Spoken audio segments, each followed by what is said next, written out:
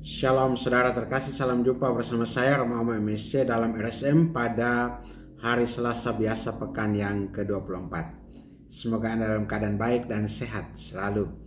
Bagi saudaraku yang sedang sakit atau dalam kesulitan, dalam pergumulan, semoga Tuhan menunjukkan jalan yang benar, yang tepat untukmu dan menjamah agar memperoleh kesembuhan.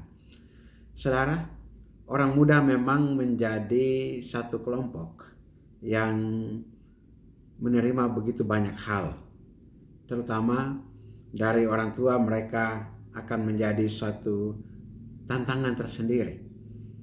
Begitu juga dari generasi di bawahnya, ya. Dan orang-orang muda ini selalu punya idealisme. Orang-orang muda ini selalu punya pemikiran akan masa depan. Tapi karena itu orang selalu mengatakan kalau orang muda itu adalah generasi yang akan datang, generasi masa depan bangsa atau masa depan gereja. Tapi Ensiklik Christus Vivit justru menegaskan bahwa orang muda adalah gereja masa kini dan masa depan. Jadi bukan hanya masa depan tetapi masa kini mendapatkan penegasan atau penekanannya. Gereja masa kini mereka sebagai satu kelompok yang perlu untuk menghadirkan gereja yang sedang bersiar saat ini dengan dunia mereka. Walaupun mereka mempersiapkan diri untuk masa depan, tetapi saat ini mereka justru membawa warna gereja menjadi satu gereja yang hadir saat ini dalam diri orang-orang muda yang penuh dengan semangat, gairah, yang berkobar-kobar semangat dan juga memiliki satu daya dorong untuk perubahan-perubahan saat ini maupun di masa yang akan datang. Dan pada hari ini kita mendengarkan Injil yang mengisahkan tentang salah seorang anak muda. Tetapi anak muda ini sudah meninggal, anak dari seorang janda. Kalau kita melihat bahwa pemuda ini rupanya sakit lalu meninggal, barangkali dari sakitnya ini ada sesuatu yang menjadi kekurangan dari keluarga ini, atau bahkan dia memiliki satu beban hidup sebagai tulang punggung dari keluarga karena bapaknya sudah meninggal. Ini sekarang anak meninggal lagi, anak muda, ya, sehingga banyak orang menyayangkan dan bahkan termasuk ibunya sangat sedih. Ibu janda sangat sedih karena seperti kehilangan segala-galanya, seperti tidak punya pengharapan lagi untuk menatap masa depan. Dan justru dalam situasi seperti ini, ketika usungan jenazah keluar dari gerbang kota Nain, disitulah Yesus hadir. Yesus ada di sana dan menyapa ibu janda yang menangis itu. Jangan menangis. Jangan menangis. Memang Yesus tergerak hatinya oleh belas kasihan melihat ibu itu menangis.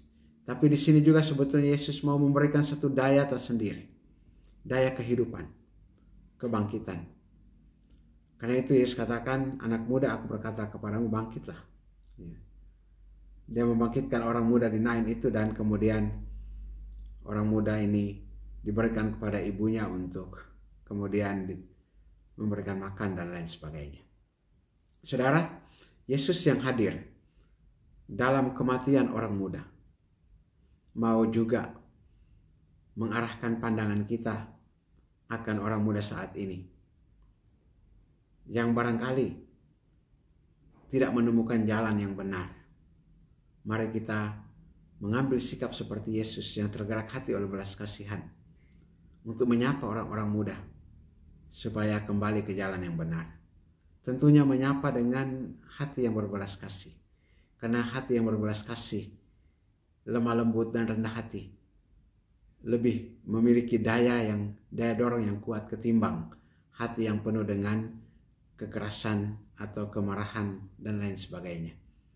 Maka kelembutan, belas kasih, ketergerakan hati oleh belas kasih, berbela rasa, ini menjadi pintu masuk atau jalan atau semangat yang penting untuk dikembangkan dalam menghadapi orang-orang muda zaman sekarang, agar kelompok orang-orang muda ini mereka sungguh berkontribusi penting untuk gereja saat ini, gereja masa kini, maupun gereja di masa yang akan datang. Kebangkitan menjadi jalan dari hasil dari belas kasih yang membawa dampak pada kebangkitan orang-orang muda. Semoga orang-orang muda kita tetap mendapatkan hati di tengah-tengah kita dan tetap kita dorong untuk mengekspresikan, mewujudkan impiannya mulai dari saat ini. Apabila orang-orang muda saya tanya, kamu punya cita-cita? Mereka bilang mereka punya. Apa mereka jawab? Dan saya hanya mau mengatakan, untuk mencapai cita-cita yang jauh itu mulai dari saat ini. Karena itu mengisi hidup saat ini tentu menjadi hal yang penting untuk kita dorong bagi orang-orang muda kita. Tuhan berkati dalam nama Bapa dan Putra dan Roh Kudus.